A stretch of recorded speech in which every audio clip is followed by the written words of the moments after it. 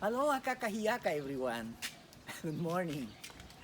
First of all, I would like to give thanks to one of my favorite author, Max Lucado, in his book Facing Your Giants. And I'd like to borrow some of his ideas about these 5 stones. David, probably in his teen years, he was known to be the shepherd boy. He was sent by his dad to go to Jerusalem to bring some foods. Probably hamburger, oh no, not hamburger, maybe goat burger. Yeah, because maraming tupa noon. Okay? And then upon his arrival, he was shocked because he noticed that everybody was on lockdown. Everybody was overwhelmed with fear and panic because of this giant whose name was Goliath. At ang masama, including King Saul. Kaya, wala ka ng ibang marinig, mababasa sa news, sa Facebook, sa Instagram, YouTube, kundi how big this Goliath is. Yung muscle niya, sing tigas ng bakal. Kung tingnan mo yung bicep, parang buhay na baboy. Yung tricep, parang bakal, sing tigas. Talaga, and they are telling that isang pitik lang, sigurado knock out ang kalaban. That's why when he noticed that everybody was magnifying the enemy. Kasi itong magnifying glass, pag tinutok mo sa isang bagay, lalaki. So in other words, the more you magnify your enemy, the bigger it will become. And the smaller you will become also, the weaker you will become. That's why David was challenged. That's why he went immediately to King Saul to inform him that he's accepting the challenge.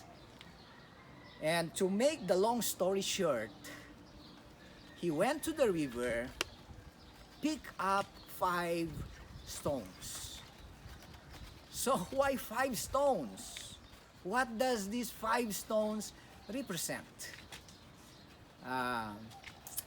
These 5 stones are the 5 decisions that we need to take in order to win our enemy. Kaya ibig sabihin, if we can understand and we can apply the meaning of these 5 stones, gagarantisahan ko kayo, sigurado, garantisado tatalunin natin ang Goliath sa buhay natin. Yeah, these 5 stones, these are the 5 P's. Hindi 4 P's, 5 P's. Okay? Number 1 is the stone of the past. Yung nakalipas. Nakalipas. Can you still remember? In order for you to easily remember the thumb is the stone represents the stone of the past. In other words, always remember your victories at the past. When Saul told David na sabi niya, there's no way for you to defeat Goliath kasi napakalaki ni Goliath.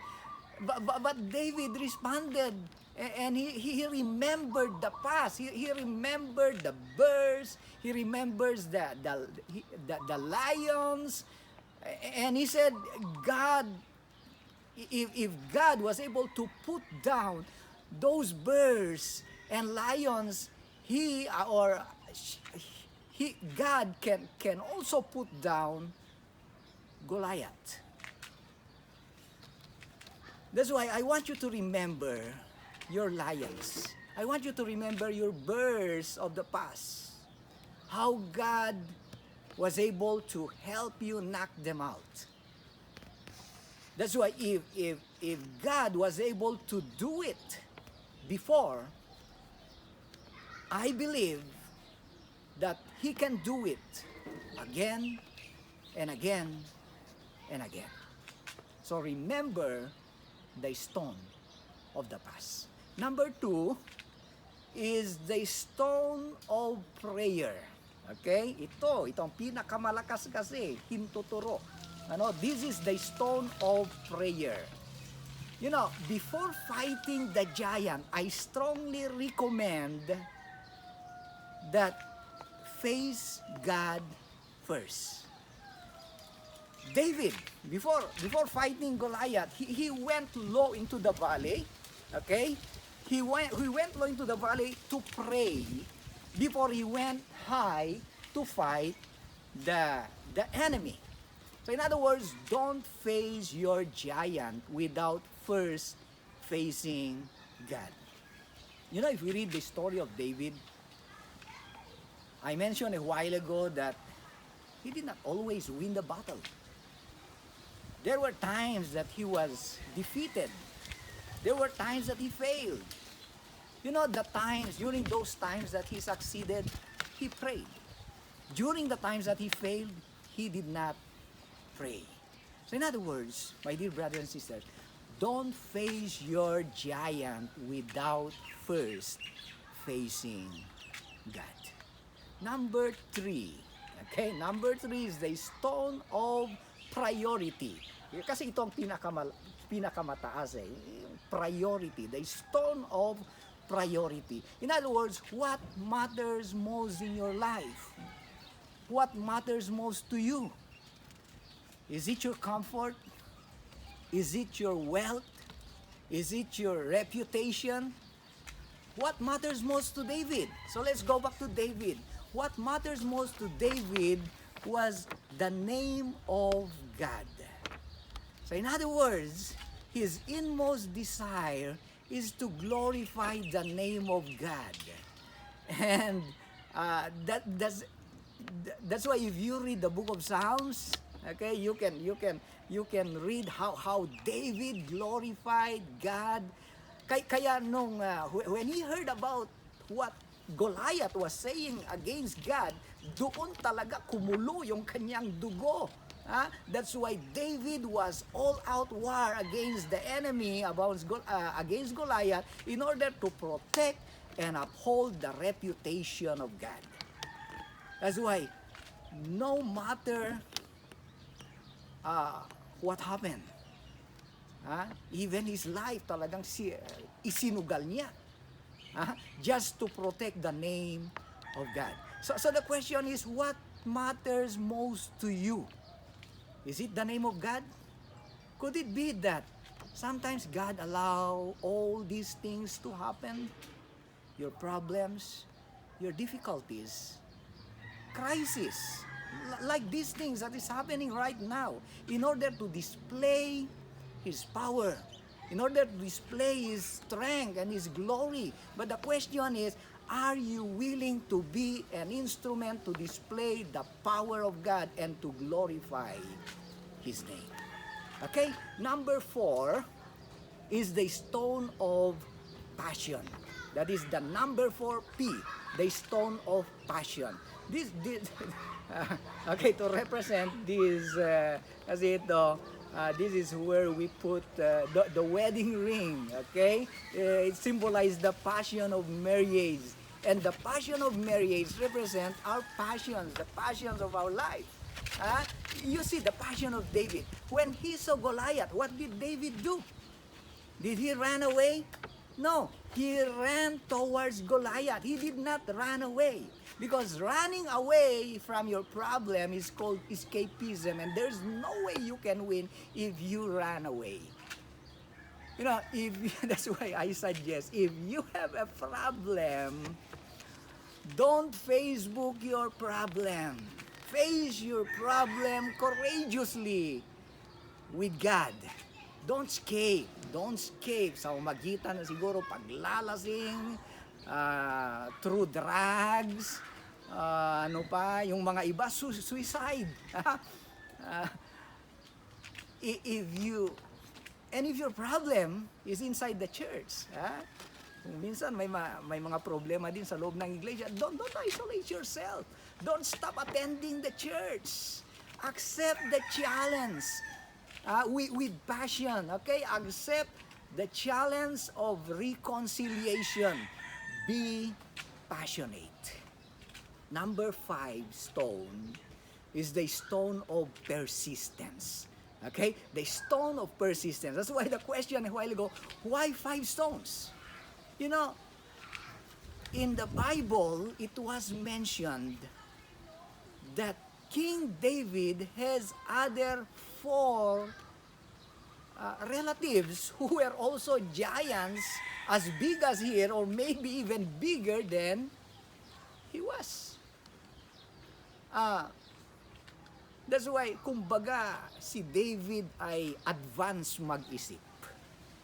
Advance siya mag-isip because the moment these 4 giants, kasi the tendency is that if he is able to defeat or knock down Goliath, the tendency is these 4 giants will attack him. So, in other words, if that is what will happen, at least meron pa siyang natitirang bala. He can load his ammunitions. In other words, he was ready, he was prepared. In other words, my dear brothers and sisters, always be ready. Marahil nanalo tayo ngayon, okay, like King David, marahil malakas tayo ngayon, but how about tomorrow?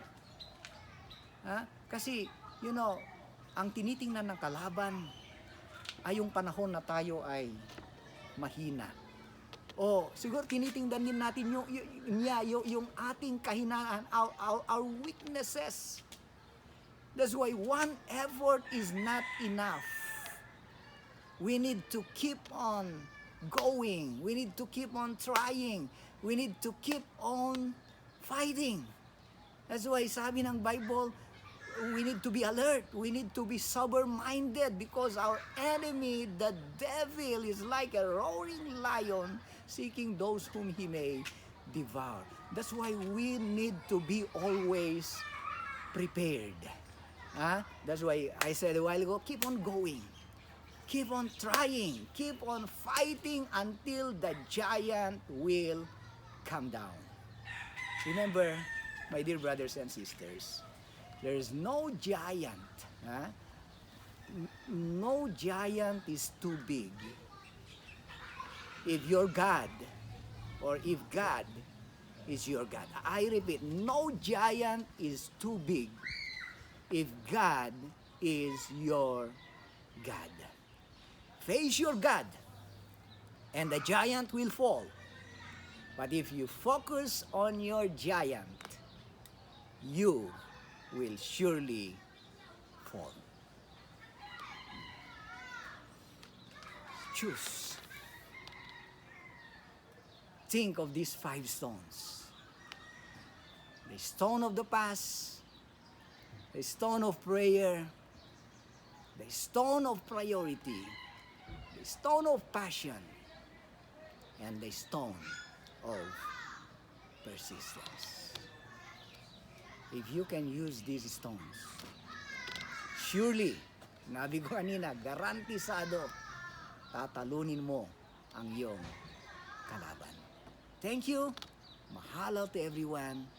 God bless.